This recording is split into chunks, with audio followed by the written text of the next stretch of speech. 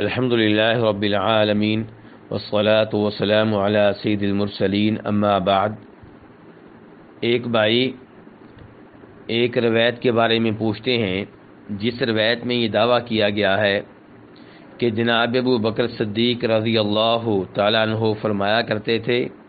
کہ نبی صلی اللہ علیہ وسلم نے فرمایا تھا کہ جناب علی رضی اللہ تعالیٰ عنہ کو دیکھنا بھی عبادت ہے۔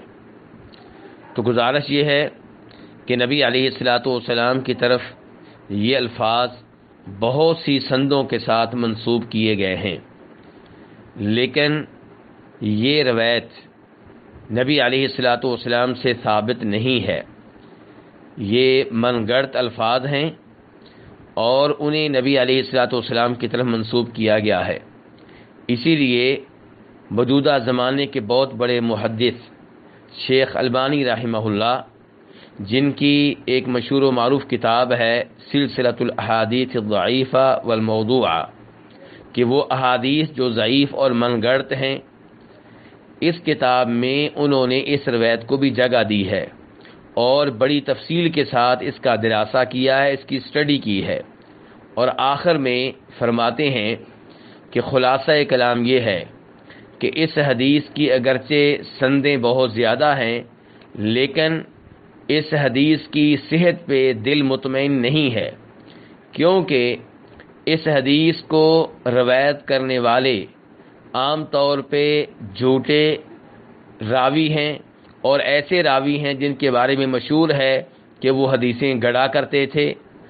اور کچھ روایتیں ایسی ہیں جنہیں روایت کرنے والے راوی جو ہیں وہ متروک اور نامعلوم قسم کے ہیں، اور وہ ایسے ہیں کہ جن سے بعید نہیں ہے کہ وہ اپنی طرف سے حدیث بنائیں اور پھر اسے کسی صحیح سند کے ساتھ لگا دیں۔ تو اس لیے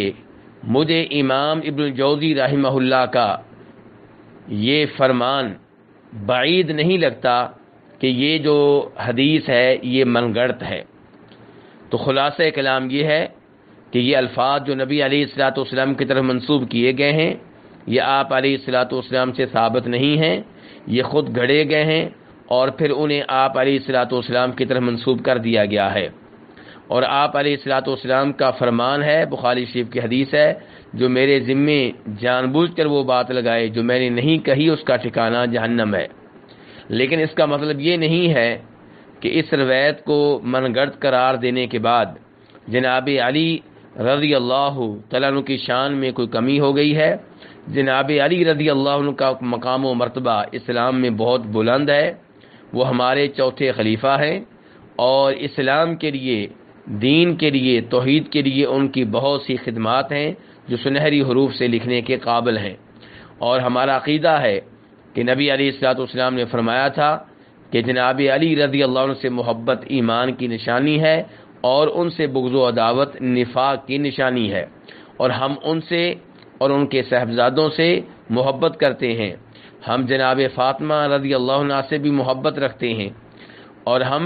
نبی علیہ الصلوۃ والسلام سے تمام انسانوں سے بڑھ کر محبت رکھتے ہیں،